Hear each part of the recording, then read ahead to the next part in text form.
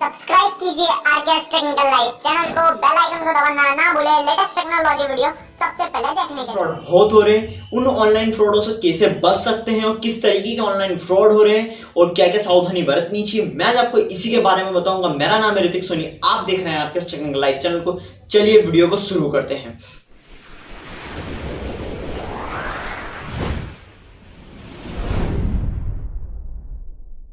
ये वीडियो अभी के अभी अपने दोस्तों को शेयर कर दीजिए ताकि उनको भी पता चल जाए कि किस तरीके के फ्रॉड होते हैं, उनसे कैसे बचा जा सकता है। अपन पहले बात करते हैं तो मैं बताने चाहता हूं कि फ्रॉड किस किस तरीके के होते हैं। सबसे पहले फ्रॉड होता है ऑनलाइन वॉलेट्स के जरिए।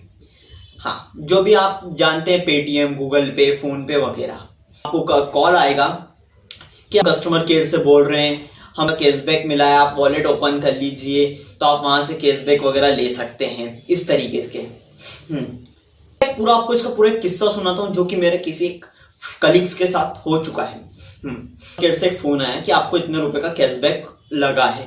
आपको उस कैशबैक को रिसीव करने के लिए आपको आपके फोन पे अकाउंट में जाना होगा, वहां पर आपको सेंड मनी पे जाना होगा। वहां पर एक उनने की कि आपका ही मोबाइल नंबर डाल दीजिए। मोबाइल नंबर को डालने के बाद पीछे कोई कोड था ऐड MPPL, जिससे एक न्यू UPI ID बन जाता है। उसके जरिए वो पेमेंट अपने तरफ लेना चाहता था। एक इस तरीके का फ्रॉड हुआ है और एक इस तरीके का फ्रॉड हुआ है कि फोन पे कस्टमर केयर से ही कि आपको इतने का कैशबैक लगा हुआ है, आपको मैं एक लिंक भेज रहा हूँ, उसे डाउनलोड कर लीजिए। तो उसे डाउनलोड भी कर लिया था। उसे डाउनलोड करने के बाद उससे वो ऐप था जिसका नाम मैं बता नहीं सकता, वो ऐप इंस्टॉल किया। फिर उसके जरिए वो पूरा मोबाइल उनका रिसीव करने लग गया, चलाने लग गया था उस मोबाइल को, उनके मोबाइल को।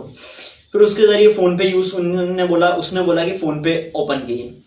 फोन पे ओपन करा तो उसने बोला कि आप पहले अपना वॉलेट चेक कर लीजिए कि क्या है। तो उसने UPI चेक कर लिया। उसके बीच में उसने अपने अंदर अपने अकाउंट में मनी ट्रांसफर करने की कोशिश करी, बट उनके अकाउंट में पैसा नहीं था, इसके कारण उनके अकाउंट में मनी ट्रांसफर नहीं हुई। वो होता है आजकल व्हाट्सएप के जरिए। व्हाट्सएप पे आपको कहीं बहुत सारे SMS आएंगे या कॉल आएंगे कि आपको इतने रुपए का करोड़पति की तरफ से आपको लॉटरी लगी है, या आपको व्हाट्सएप की तरफ से लॉटरी लगी, आपका मोबाइल नंबर लकी ड्रॉ में सिलेक्ट हुआ इसलिए आपको 25 लाख की लॉटरी लगी। इस तरीके का आपको SMS या ऑडियो आता है कि आपको उसके लिए आपको फलाने लिंक पे क्लिक करना पड़ता है, इस तरीके से।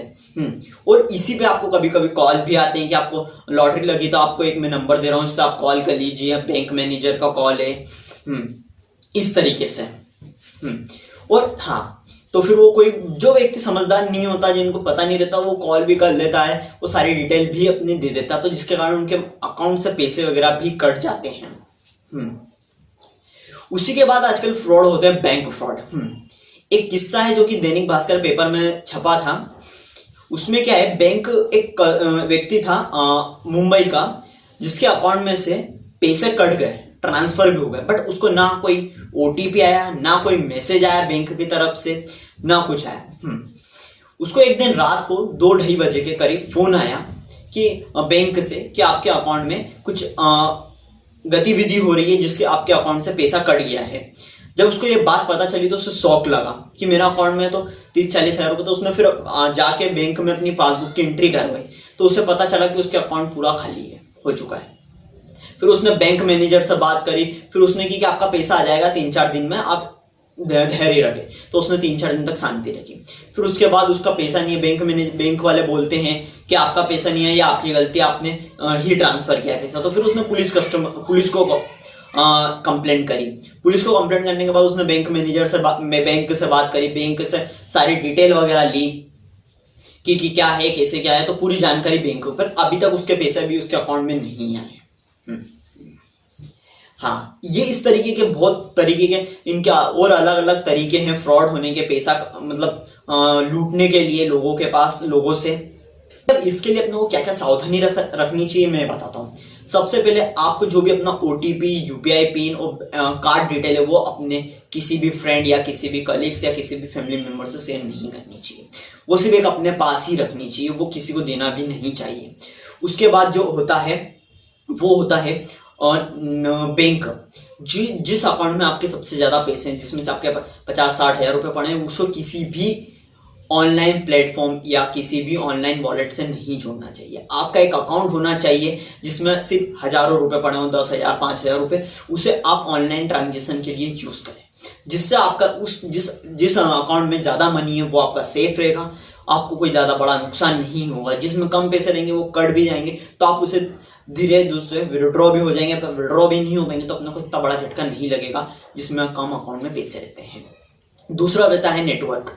आप किसी भी जब भी ऑनलाइन पेमेंट करें तो आप पब्लिक वाईफाई का यूज ना करें, आप सिक्योर्ड नेटवर्क मतलब जो आपकी सिम ऑपरेटर है उनका नेट ही यूज करें, जिसके जरिए कोई भी आप पब्लिक वाईफाई से यूज करेंगे तो आपका जो भी डिटेल है वो किसी भी पब्लिक वाईफाई के जरिए लीक नहीं हो पाएगी। आप अपने नेटवर्क से करेंगे तो वो ज्यादा सुरक्षित रहेगी आपका सिम ऑपरेटर के नेटवर्क से।